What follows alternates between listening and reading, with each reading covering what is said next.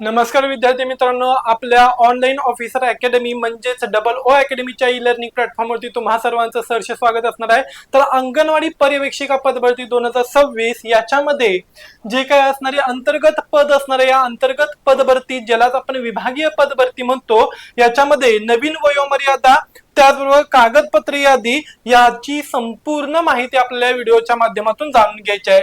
तत्पूर्वी आपल्या double O अकॅडमीच्या e learning प्लॅटफॉर्मवरती काही सिलेबसच्या अडथळ्यांमुळे काय करण्यात आले, तर या नवीन बॅचेस 12 जून पासून आपण काय करतोय तर सुरू करतोय, ज्याच्यामध्ये प्रामुख्याने अंगणवाडी सुपरवायझर असेल, एएनएम, जीएनएम, स्टाफ नर्स, तलाठी भरती, आरोग्य सेवक, आरोग्य सेविका, एलएसओ, लॅब असिस्टंट, लॅब टेक्निशियन्स, त्याचबरोबर एलएसओ असेल, टीईटी, टेट, महिला बाल विकास असेल, नगर परिषद भरती, जलसंपदा, औषध निर्माता बॅच, त्याचबरोबर स्वच्छता निरीक्षक आणि पशुसंवर्धक या पदांसाठी आपण काय घेतोय तर ऑनलाईन बॅचेस घेतो। तर ही बॅच नवीन अभ्यासक्रमानुसार येत्या 12 जून पासून काय करतोय आपण तर सुरू करतोय। ज्यांना कुणाला ही बॅच जॉईनिंग करायचे तर त्याचे फीचर्स पण लागलीच ऐकून घ्या, ज्यामध्ये तुम्हाला लाईव्ह आणि रेकॉर्डेड स्वरूपामध्ये लेक्चर्स अवेलेबल केले जातील। बृहत तज्ञ आणि अनुभवी असा शिक्षक वर्ग तुम्हाला याच्यासाठी असणार आहे।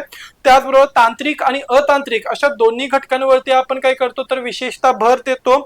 तांत्रिक विषयाची परिपूर्ण तयारी करून घेतो। शिवाय आठवड्यातून 2 वेळा आपण या ठिकाणी काय करतो तर पीवायक्यू क्वेश्चन पेपर संश्लेषणात्मक पद्धतीने सोडवून घेतो।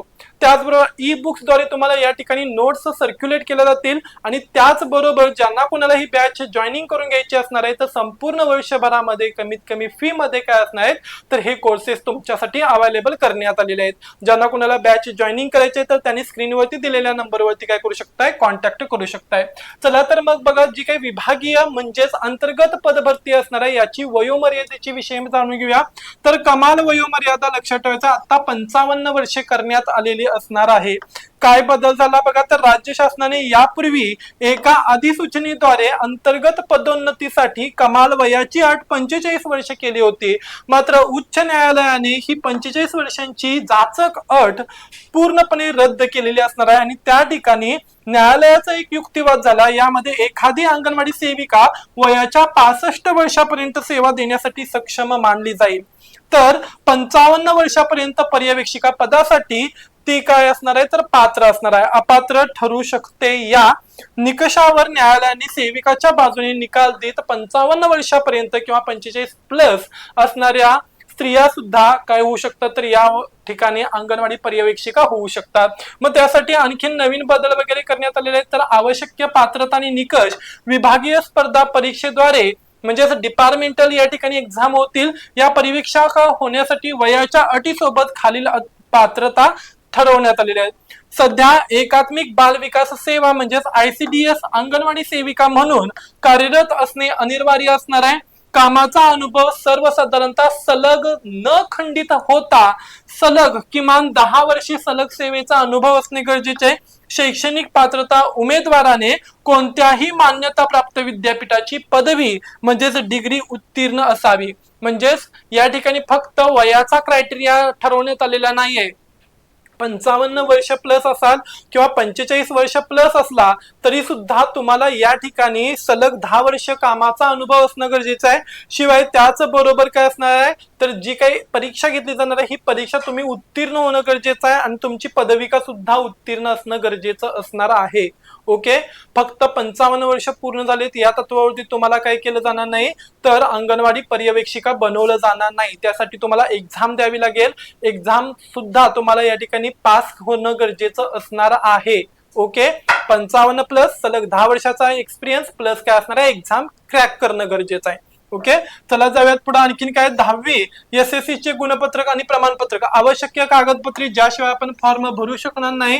कोणते बघा, 10वी चे गुणपत्रक व प्रमाणपत्र, 12वी चे गुणपत्र व प्रमाणपत्र, ओके, पदवी प्रमाणपत्र आणि सर्व वर्षांचे गुणपत्रक, एमएससीआयटी किंवा समकक्ष संगणक प्रमाणपत्र असेल, जातीचे प्रमाणपत्र राखीव प्रवर्गातील उमेदवारांसाठी अनिवार्य असणार आहे। नॉन क्रिमिलियर प्रमाणपत्र सुद्धा या ठिकाणी महत्वाचं असणार आहे। SC ST वगळता सर्व इतर राखीव प्रवर्गांसाठी चालू आर्थिक वर्षातील वैध असे नॉन क्रिमिलेअर प्रमाणपत्र, EWS प्रमाणपत्र आर्थिकदृष्ट्या दुर्बल घटकांसाठी असणारं अधिवास रहिवासी प्रमाणपत्र म्हणजेच डोमेसाईल फक्त महाराष्ट्राचेच काय असणार रहिवासी असणं गरजेचं असणार या ठिकाणी।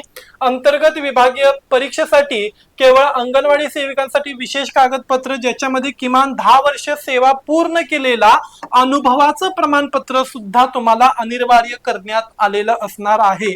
विभागीय ना हरकत प्रमाणपत्र चालू सेवेत असलेल्या बाबतचे संमतीपत्र या ठिकाणी काय असणार आहे तर गरजेचं आहे। सलग 10 वर्ष सेवा दिल्याचं जे काही सर्टिफिकेट असणार आहे हे सक्षम प्राधिकाराने उदाहरणार्थ बाल विकास प्रकल्प अधिकाराने स्वाक्षरी केलेले असावे। ओके, त्याचबरोबर अंगणवाडी सेविकेचा सलग सेवेचा दाखला एक्सपिरियन्स सर्टिफिकेट मुख्य बाल विकास अधिकाराची स्वाक्षरी असणारा असावा। नियुक्ती आदेश तुम्ही अंगणवाडी सेविकेमध्ये रुजू झाल्याचा मूळ नियुक्ती आदेश पत्र सुद्धा तुम्हाला गरजेचं आहे। ओके, जातीचे प्रमाणपत्र।